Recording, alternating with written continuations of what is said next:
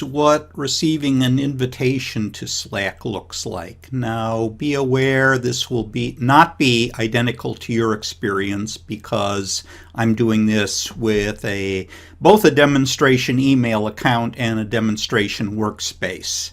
But hopefully it will give you the general idea. So just click to open the mail.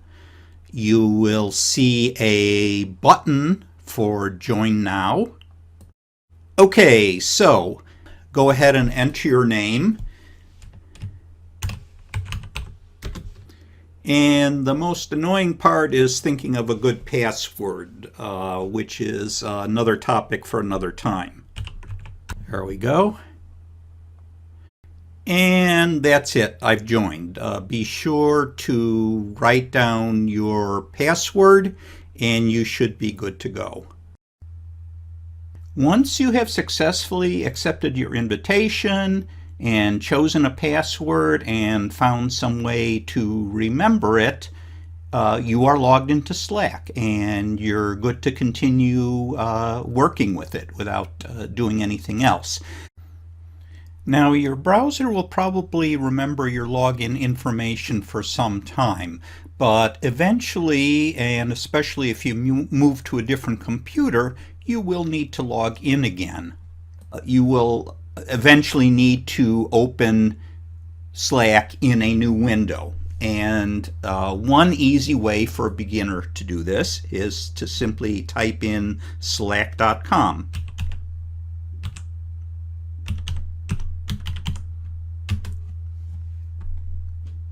Now, this is what you will see if your browser has remembered your login information.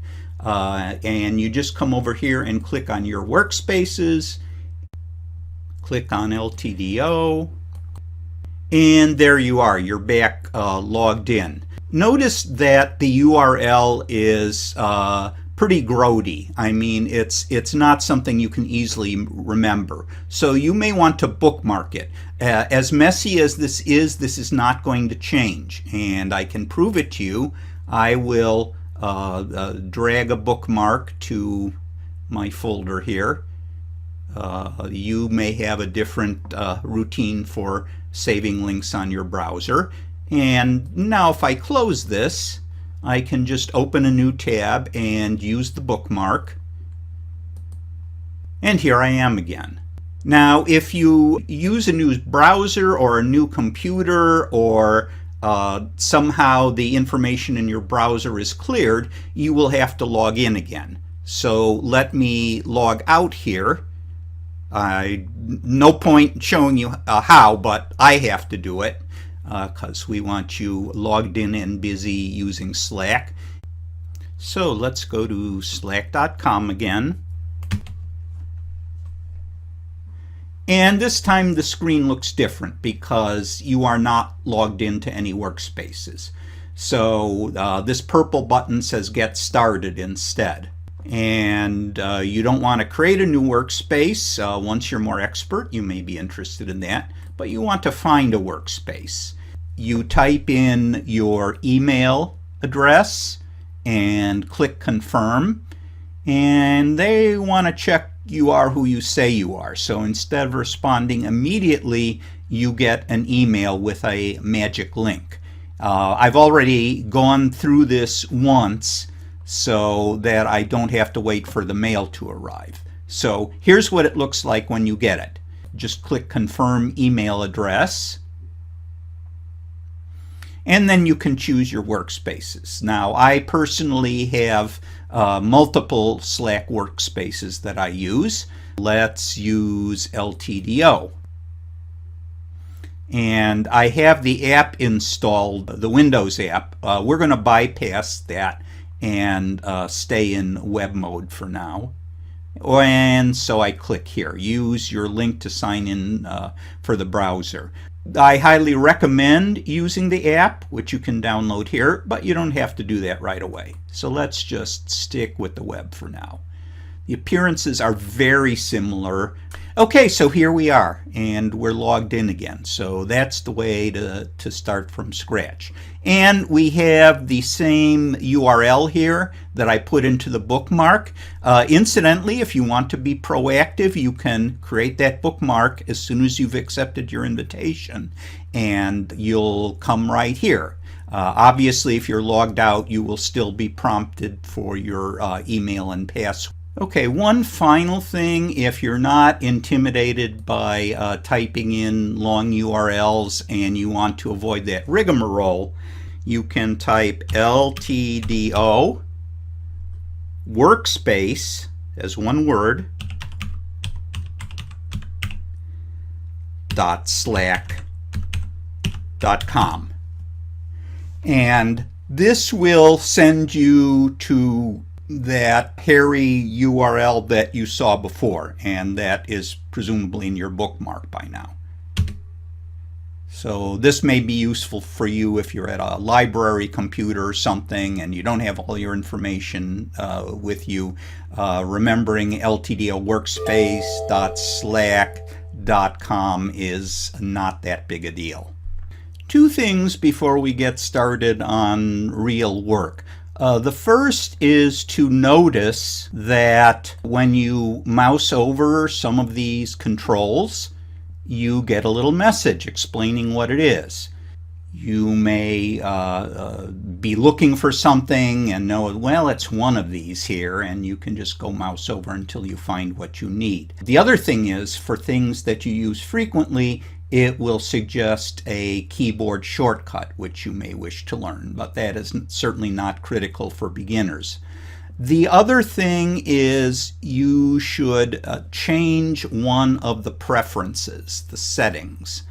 And the one you want to do is to see this thing all unreads, which is handy. The default does not have that. So we open this up and go to Preferences.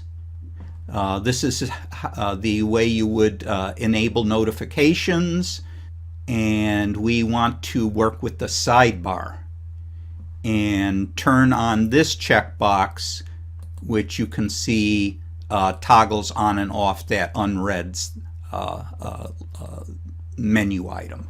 So you want that. So we'll close the preferences window and we're good to actually do stuff.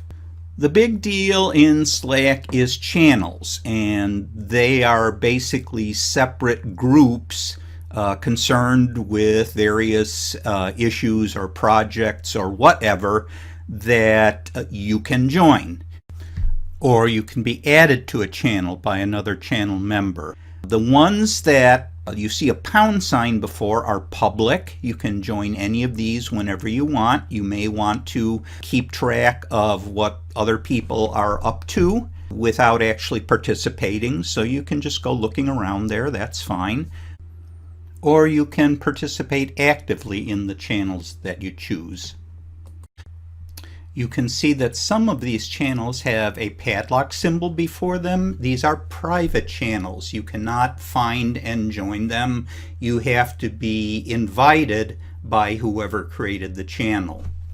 Now, there is not a list of all channels as such. I'm only seeing the ones I've been invited to, but there is a way to see them by search. Click on Search and type a pound sign, and that will list channels.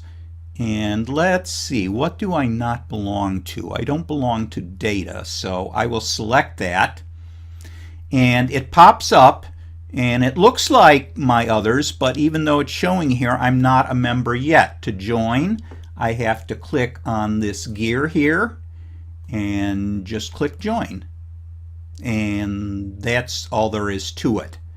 Another trick that will probably be useful to you is that you can star channels, and when you do that, it just pops them up into this separate region here.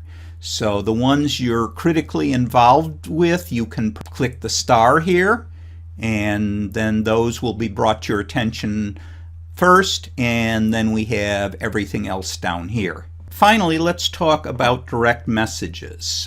This enables you to have direct conversations with individuals, private conversations, which can also include a third person. There's a way to do that. I won't show you that right now. If I want to say something to Diane, I just click here and it shows our previous conversations. If I want to initiate a conversation, I can open a direct message, and here is a list of our members. So for instance, Sandra here, I could just click on her and then I would start a message with her. But I don't want to clutter her with my nonsense, so I won't do that. Here's how you add messages. You just click in this box and start typing. I can say, I'm making a video now, and press enter, and the message is posted. If you want to put multiple lines in a message, this is the first line. If you just press enter, you will send it. So pressing shift and then enter starts a new line for you without actually sending the message. So this is the second line. Oops. One final thing before I move on, you can type a URL in, such as Lisle Township Democrats.org, and you do not have to prefix it with the HTTP. You can, but it's not required. And I send this message and it becomes a link. I can click on it, takes me to the website. Okay, one more thing. I showed you how to star channels. You can also star messages within a channel. So suppose I'm working with Diane on some stuff here and we have a channel for some back and forth here. If she gives me something to do, these are not really to-dos, but I'll pretend they are. I can star them and star that again.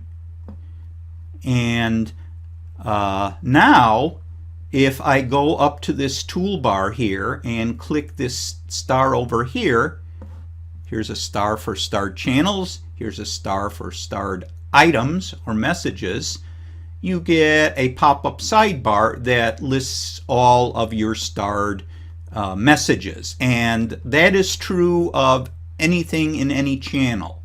So whatever tasks you're working on, you can gather them in one place and check them off. So that one is unstarred now, and I only have this starred message. So that's about it. I hope that was helpful, and there is information below the video to contact us if you would like some help. So thanks for watching, and good luck with Slack.